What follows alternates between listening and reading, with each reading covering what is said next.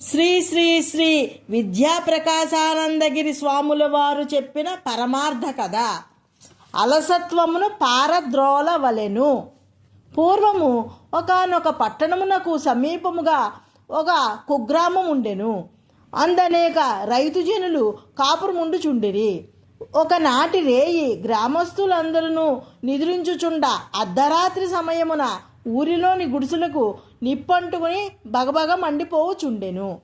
గ్రామస్తులు అందరూ నిద్రలేచి వారి వారి సామాన్లన్నీ బయటకు లాగి ఆ పిదప ఏమి చేయవలనో తోచక అందరూ ఒక రచ్చబండపై చేరి కర్తవ్యమును ఆలోచింపదొడగిరి.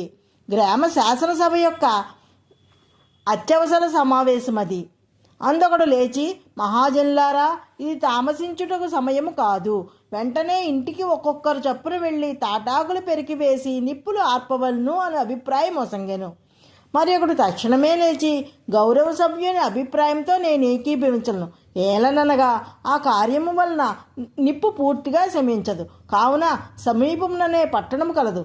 ఎవరైనానూ అతడికి పరుగు ఎత్తి వెళ్ళి నిప్పు చల్లార్చు యంత్రము ఫైర్ ఇంజిన్ను తీసుకుని వచ్చినచో ఒక్క నిమిషంలో అది నిప్పంతటినీ చల్లార్చి వేయగలదు అని చెప్పి కూర్చుండెను.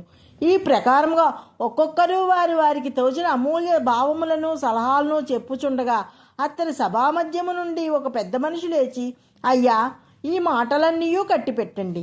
మీరిచ్చిన సలహాల్లో ఒకటయూ సందర్భోచితంగా లేదు. నేనెంతయో ఆలోచించి చక్కని ఉపాయములు చెప్పుచున్నాను. దానిని విని ఆచరణలో పెట్టిదిరా గ్రామమును అగ్నికి ఆహుతి కాకుండా తప్పించగలరు. లేకున్నా మొత్తము పరశురామ ప్రీతి కాకుండా మానదు. నేను చెప్పబోవు ఉపాయమేమనగా, గ్రామస్తులందరినూ వారి వారి పలుగులు పార్లు తెచ్చి సమీపంలోనే ఒక బావిని త్రవ్వినచో కావలసినన్ని నీళ్లు దొరుకును. ఆ నీడిచే ఎంతటి అగ్నైనను సులభంగా ఆర్పివేయవచ్చును. కావున కర్తవ్యమునకు గడంగుడు అని ఆనతిచ్చెను. అది విని అందరినూ ఫక్కున నవ్విరి.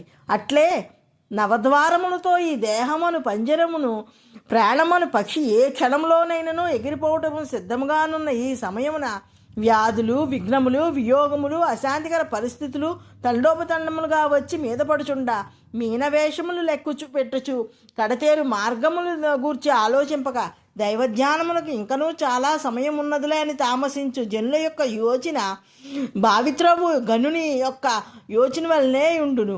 కనుకనే భర్తృహరి సందీప్తే భవనేతు కూప కనన ప్రత్యుద్యమ కీదృశ అని గంభీరముగా ప్రశ్నించి అట్టి దీర్ఘసూత్రులను పరిహసించెను. పైన తెలిపిన కోప సాదృశ్యమునే అతడు కూడా ఆ వాక్యముల ద్వారా వ్యక్తం చేసెను. కావున విజ్ఞుడగు వాడు బాగుగా యోచించి అమూల్యమగు ఈ మానవ జీవితమును భోగములందు కాక యోగమునందే వినియోగించుచు ఆత్మజ్ఞానమును శీఘ్రముగా సంపాదించి జన్మ సాఫల్యమును పొందవలెను. భగవంతుని పాదపద్మమును ఆశ్రయించి భవరోగమును బాపుకొనవలెను. నీతి: ఆలసింపక సర్వేశ్వర్ని శీఘ్రముగా శరణు పొందవలెను.